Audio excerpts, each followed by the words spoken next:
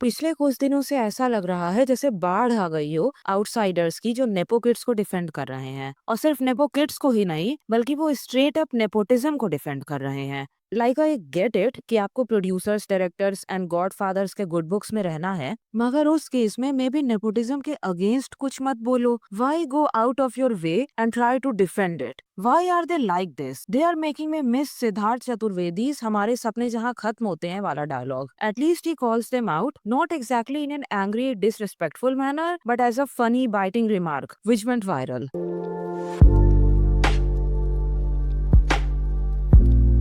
I know maybe the title of today's video sounds harsh, as in bootleggers of Bollywood, but hear me out. Sushant Singh Rajput के death के बाद nepotism पे national level का जो outreach हुआ था ना, उसका कुछ असर तो होना शुरू हो गया है, मगर मुझे ये नहीं समझ आ रहा है कि ये अच्छा असर है या नहीं। एक तरफ तो लोग नेपो बेबीज को कॉल आउट करना शुरू कर दिए हैं लेफ्ट, राइट एंड सेंटर, और उसकी वजह से आजकल एक इंटरेस्टिंग कॉम्बिनेशन देखने को मिल रहा है नेपो बेबी एंड आउटसाइडर का। जानवी राजकुमार, अनन्या कार्तिक, शनाया आदर्श, शनाया विक्रांत, ऐसे ही बहुत सारे एग्जाम्पल्स हैं। अच्छी एक्टिंग आउटसाइडर्स की और मूवी हिट हो जाए तो तारीफ सबकी होगी, आई मीन नेपो बेबी की भी। जानवी का कांस में जितना ग्लोरिफिकेशन हुआ था वो बस 3 मिनट के कैमियो के लिए ही हुआ था, बट अगर आउटसाइडर्स को लगातार काम चाहिए इंडस्ट्री में तो उन्हें नेपोटिज्म को डिनाई करते रहना होगा। रेगुलरली नेपो बेबीज को सर पे चढ़ा के रखना होगा, उनकी तारीफ करते रहनी होगी, और इनडायरेक्टली नेपो बेबीज के मम्मी, डैडी, गॉड फादर को खुश रखना होगा। एज इफ नेपो बेबीज की खराब एक्टिंग अपने आप में ट्रेजेडी नहीं थी, अब उसका जस्टिफिकेशन भी सुनना पड़ेगा, वो भी टैलेंटेड आउटसाइडर्स से। यू नो, इंग्लिश में एक कहावत है, no one defends the masters like their slaves, जो यहाँ अप्लाई होती है क्योंकि वहीं से उनकी रोजी रोटी आती है। And honestly I don't even blame them for defending nepos, क्योंकि इनडायरेक्टली ये अपना करियर और सक्सेस डिफेंड कर रहे हैं। So I guess they can go get that bag. I as a audience, as a viewer, I want to dismantle each and every claim made by them. I think for me personally, I don't think there's been any disadvantage. No one's sort of treated me differently or anything. A lot of people ask me that question, especially because of the kind of debate that one has constantly with in the media about dharma and nepotism and all of these silly things that people constantly talk about.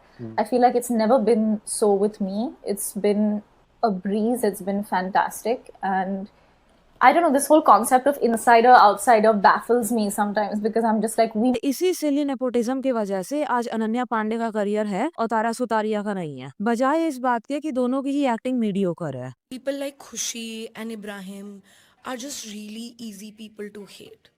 It's more like jealousy at this point because people think that they have it easier. People think that they're nepo kids, so opportunities are served to them on a platter. I've worked with Khushi.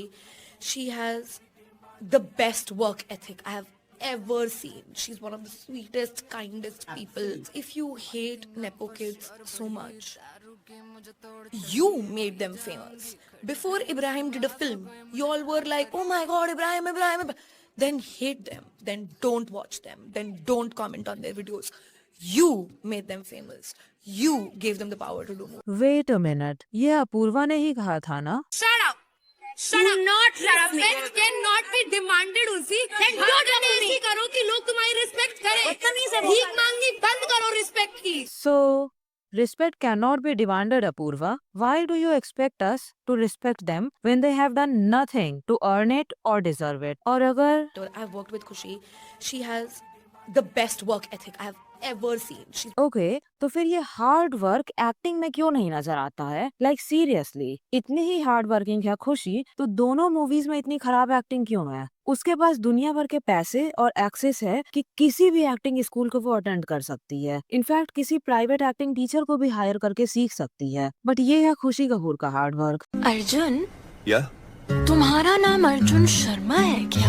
अगर कोई recent nepo baby सच में hard working है तो वो बस आलिया है, क्योंकि उसने अपनी सेकंड मूवी से ही एक्टिंग इम्प्रूव कर ली थी। And no, it's not easy to hate them, as Apoorva was saying, it's because they are shoved down our throats repeatedly despite criticisms कि उनकी एक्टिंग कितनी खराब है, इसलिए लोग इतना बोलते हैं इनके against. Like Aahan Pandey is an example. अभी अभी बंदे की लॉन्चिंग हुई है, no one is criticising his acting, so it's not that it's easy to hate them. किसी के पास फालतू का टाइम नहीं है कॉमन मिडिल क्लास के पास कि आप किसी को क्रिटिसाइज करते फिरोगे until and unless their acting is genuinely not improving. And Khushi is like the prime example of that, just like her sister Janvi.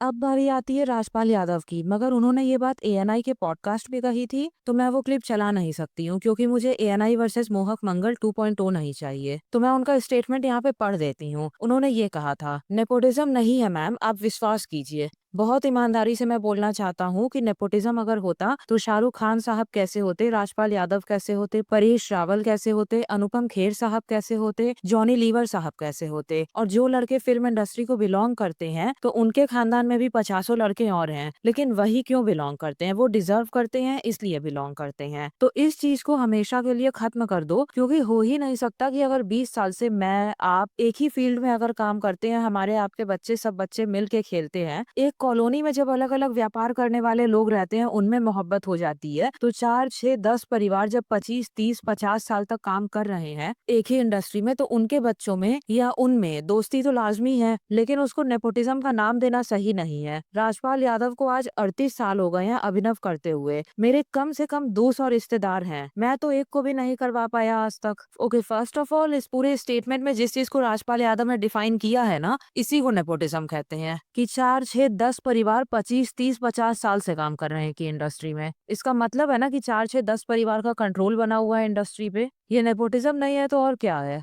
और फिर दूसरी बात, राजपाल के ही स्टेटमेंट की तरह मेरा भी एक स्टेटमेंट है, पेट्रियार्की नहीं है इस दुनिया में। अगर होती तो इंदिरा गांधी, सुषमा स्वराज, प्रियंका चोपड़ा, सानिया मिर्जा, कल्पना चावला, ये लोग कैसे होते? इन लोगों के होने का मतलब है कि पेट्रियार्की नहीं है। करप्शन, टेररिज्म, क्लाइमेट चेंज कुछ भी नहीं है इस दुनिया में। अगर होता तो इतने सारे लोग अभी तक जिंदा कैसे होते, इतने टेररिज्म के बाद भी या इतने क्लाइमेट चेंज के बाद भी? You see my point right? Just because कुछ आउटसाइडर सक्सेसफुल हो गए हैं फिल्म इंडस्ट्री में, इसका ये मतलब नहीं है कि इंडस्ट्री में नेपोटिज्म नहीं है। इलॉजिकल आर्ग्यूमेंट कोई भी दे सकता है। Second, let's unpack his statement. Shahrukh Khan के अलावा बाकी सब कैरेक्टर आर्टिस्ट का नाम लिया है इन्होंने। नेपो किड्स कैरेक्टर आर्टिस्ट बनना नहीं चाहते हैं, तो आउटसाइडर्स को कैरेक्टर आर्टिस्ट का रोल बहुत आसानी से मिल जाता है। SRK on the other hand कभी भी इतने गरीब नहीं थे जितना कि उनका PR दिखाने की कोशिश करता है। उनके पापा ट्रेंड लॉयर थे और वो जवाहरलाल नेहरू के फैमिली के बहुत करीब थे, और उन्होंने मौलाना अबुल कलाम आजाद, जो कि इंडिया के सबसे पहले एजुकेशन मिनिस्टर थे, उनके अगेंस्ट इलेक्शंस भी लड़ा था। शाहरुख खान की मॉम मैजिस्ट्रेट थी वो दिल्ली की, और इंदिरा गांधी की क्लोज भी थी। SRK ने सेंट कोलंबस से पढ़ाई की है, जो कि दिल्ली का एलीट बॉयज स्कूल है, जहां से राजीव गांधी, संजय गांधी जैसे लोगों ने पढ़ाई की हुई है। उनके अलावा भी बहुत सारे पॉलिटिशियंस और इंडस्ट्रियलिस्ट्स के बच्चे उस स्कूल को अटेंड किए थे। दिल्ली में बेसिकली 3 ही बड़े स्कूल थे, DPS, मॉडर्न बाराखंबा और saint Columbus. SRK saint Columbus गए थे और उनकी सिस्टर मॉडर्न बाराखंबा से पढ़ी थी। उनकी फैमिली के पास इतने पैसे थे 1970s 80s के टाइम पे that this happened. I just randomly said one day, "Mummy, I want a car," and the very next day she got me one. She didn't ask why.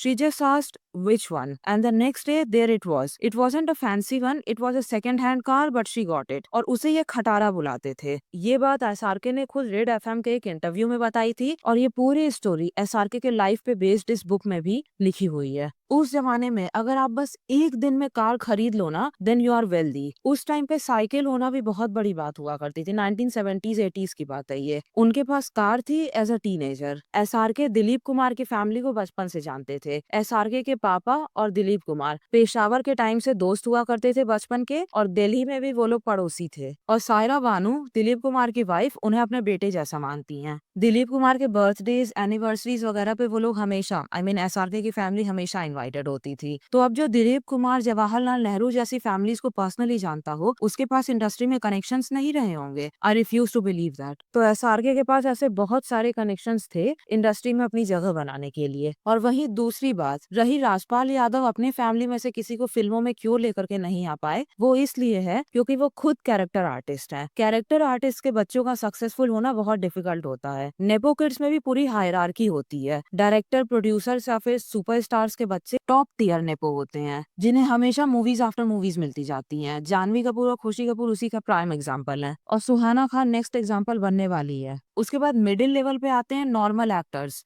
ऐसे normal actors जो successful तो थे मगर superstars नहीं थे। और फिर सबसे नीचे के लेवल पे होते हैं कैरेक्टर आर्टिस्ट, स्टंटमैन, कॉमेडियंस के बच्चे। ये बॉटम टियर है। इसीलिए विकी कौशल को मसान जैसी छोटी मूवी से स्टार्टिंग करनी पड़ी थी और श्रद्धा कपूर को आज तक इंडस्ट्री में बिग सर्कल्स में एंट्री नहीं मिली है जैसे आलिया भट्ट को मिल गई है। और जॉनी लीवर की वजह से उनकी बेटी को बॉलीवुड में कोई फायदा नहीं मिला है, साइड रोल्स का या कॉमेडिक रोल्स का भी नहीं। एंड आई नो कि इसमें बस एक दो एक्सेप्शंस हैं, लाइक चंकी पांडे की बेटी Ananya. As in Chunky was never a superstar, I know he was barely a character artist, but the thing is Chunky Pandey और एसआर के बहुत क्लोज रहे हैं स्टार्टिंग से ही। एंड अनन्या पांडे की पूरी फैमिली करण जौहर की फैमिली फ्रेंड्स में आती है। उसके अलावा भी बहुत बड़े बड़े जनरेशनल कनेक्शंस हैं, so everything worked out for her. मगर राजपाल यादव जो पिछले कुछ सालों से मूवीज से गायब थे और अब वापस आए हैं फिर से, उनके किसी फैमिली मेंबर को मूवी थाली में रख के नहीं परोसी जाएगी जैसे नेपो किड्स को मिलती है। फिर ये बात कुछ दिन पहले जयदीप पहलावत ने कही थी और उन्होंने भी ANI के ही पॉडकास्ट पे कही थी, so I just read it out.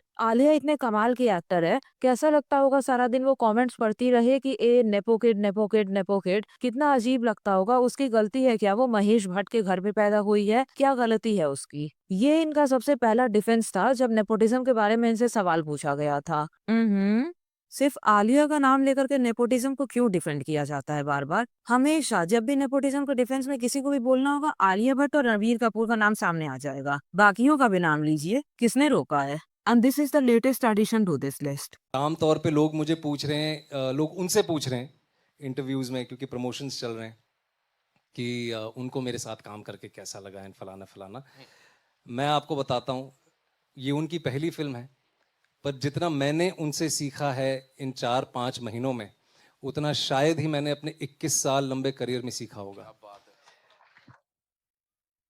And I mean every word of it. क्या सीखा है आपने? थोड़ा डिटेल में बताएंगे? ये कि बोटॉक्स के साथ एक्सप्रेशंस कैसे देते हैं, बिना मूवी रिलीज हुए ही ब्रांड एंडोर्समेंट्स कैसे मिल जाते हैं, या कैसे बिना प्रॉपर हिंदी में बात किए ही आपको हिंदी फिल्मों में काम पे काम मिला जा रहा है, या फिर ये कि स्क्रिप्टेड इंटरव्यूज कैसे देने हैं। मैं भी ये सब सीख लिया होगा विक्रांत ने, मगर उन्होंने जो सीखा है ना उसे कभी भी अप्लाई नहीं कर पाएंगे अपने जिंदगी में, क्योंकि ये सब अप्लाई करने के लिए एक स्पेशल प्रिविलेज चाहिए होता है और वो प्रिविलेज सिर्फ और सिर्फ नेपो बेबीज को ही प्राप्त है। तो सीखने का भी क्या ही फायदा है। I also want to show a video of Shanaya and Ananya.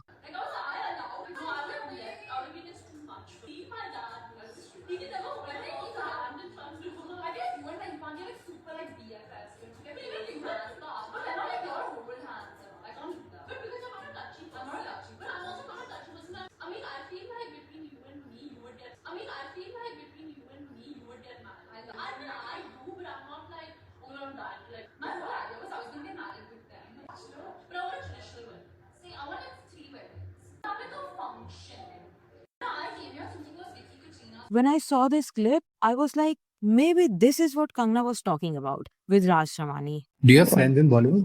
I Could can't be. be friends with Bollywood people for sure. Bollywood people are just so full of themselves. They have no conversations. They have no idea what's going on, where they meet, they drink. Hey, babe, what a bag. Oh my God, I love that bag. And you're like, oh my God. They're stupid. They are dumb. They are just, those protein shake and that kind of, Really? हर कोई ऐसे थोड़ी हो सकता है। Arey, come on, yeah. I've seen enough Bollywood. You don't tell me to know that. If they're not shooting, their routine is wake up in the morning, do some physical training, sleep in the afternoon, again wake up, go to gym, and then again sleep in the night or watch this TV. That is they're like grasshoppers, totally blank. So how do you be friends with such people? By this point, I was almost done with this video, but Anurag Kashyap came out defending Ananya. I think Ananya, among the newer generation, we were talking about this a little bit, she's really kind of broken out among her generation. I think she's stars. figured out, I think that one thing that happened long back in an interview where Siddhant Chaturvedi said that our struggles end where yours begin, and she took it very personally. Yeah. I think something happened, something altered inside her, because she changed after that. Something about her changed. Because after that I saw her in Control, I saw her in Kobe Hum Kahan. Yeah. And something In Geraya. something flipped inside her and she found herself. Or she is on the path to find herself. But whatever it is, she is doing great stuff. Exactly where is this change? Her acting has barely improved. हाँ, थोड़ा सा improvement है, but it's बेयरली there. बस एक चीज ही उसने बहुत बेहतर करी, अपनी PR machinery, without a doubt. अब वो ऐसा कुछ भी नहीं बोलती है जिससे कि वो एंटाइटल्ड लगे, कि उसके पापा को कॉफी विद करण में नहीं बुलाया गया and all of that. She has drastically changed her public image, बस वो ही चेंज हुआ है। उसके अलावा उसकी acting there is not much improvement, even though उसने बहुत सारी मूवीज कर रखी हैं एक के बाद एक। So unless Anurag was talking about her public image, I don't know what else improved apart from that. और मुझे नहीं पता था कि Anurag Kashyap is so much concerned with public image of someone. Anyway, I know कि बॉलीवुड इनसाइडर्स के good books में रहने के लिए नेपो किड्स की तारीफ करनी ही पड़ती है, और इसीलिए इतनी तारीफ हो रही है। But honestly there is no defending these kids at the end of the day. I get it कि आप एग्जैक्टली फिल्म इंडस्ट्री के खिलाफ नहीं बोल सकते हो, मगर इतना जरूरत से आगे बढ़कर के उसे डिफेंड करने की भी क्या जरूरत है? That's kind of insane to me, because you know at the end of the day Bollywood insiders would love that they are being defended by outsiders, but at the same time these outsiders are not valuable to insiders. Tara Sutaria का सिली nepotism वाला statement उसके career को नहीं बचा पाया था, और वही बात इन सब के केस में भी सच है। लाइक बॉलीवुड insiders बहुत आसानी से आउटसाइडर्स को यूज करने के लिए तैयार हैं, but after that they would also throw them out. ये सोचने का कोई पॉइंट नहीं है कि if I would please Bollywood insiders enough, then I would permanently enter their good books. No, they will always remain outsiders, but still for some reason I don't think ये defending रुकने वाली है, क्योंकि पिछले कुछ दिनों में ही अपूर्वा, राजपाल यादव, विक्रांत मैसी और फिर अनुराग कश्यप के डायलॉग्स बैक टू बैक आए हैं, and this might only increase. So don't be surprised अगर आगे भी ऐसे कम्प्लीटली डम्ब स्टेटमेंट सुनने को मिले कि किसी और वेल एस्टैब्लिश्ड एक्टर ने शनाया कपूर या फिर और किसी नेपो बेबी से बहुत कुछ सीखा है। And that's all for today's video. If you want to watch similar videos, then finger that subscribe button and turn on your notifications. Until my next video, bye bye.